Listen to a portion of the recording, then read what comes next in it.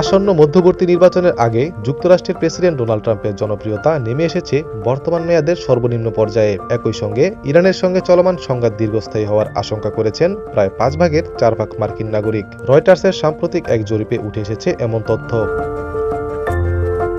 জ্বালানি তেলের মূল্যবৃদ্ধি এবং যুদ্ধের অর্থনৈতিক প্রভাব নিয়েও উদ্বেগ বাড়ছে আমেরিকানদের মধ্যে, যা নভেম্বরের নির্বাচনের আগে রিপাবলিকানদের জন্য বাড়তি চাপ তৈরি করছে।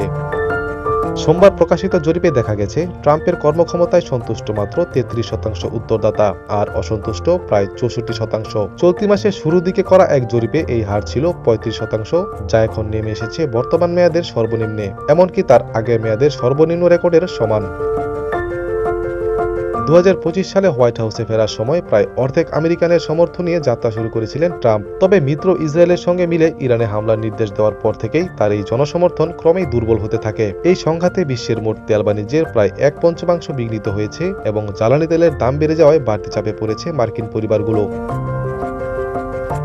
মুদ্রাস্ফীতি নিয়ন্ত্রণ ও দীর্ঘায়িত যুদ্ধ এড়ানোর প্রতিশ্রুতি নিয়েই নির্বাচনী প্রচারণা চালিয়েছিলেন ট্রাম্প। শুরুতে দাবি করেছিলেন ইরান সংঘাত মাত্র কয়েক সপ্তাহে শেষ হবে, কিন্তু ইরান এখনও মার্কিন অভিযানের বিরুদ্ধে প্রতিরোধ চালিয়ে যাচ্ছে এবং লড়াই কিছুটা কমলেও হরমুজ প্রণালী দিয়ে তেল বাণিজ্যের একটা বড় অংশ এখনও সীমিত রেখেছে দেশটি।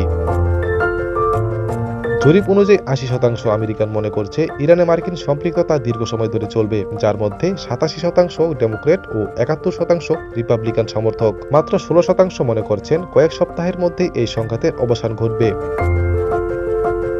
ATV USA international desk.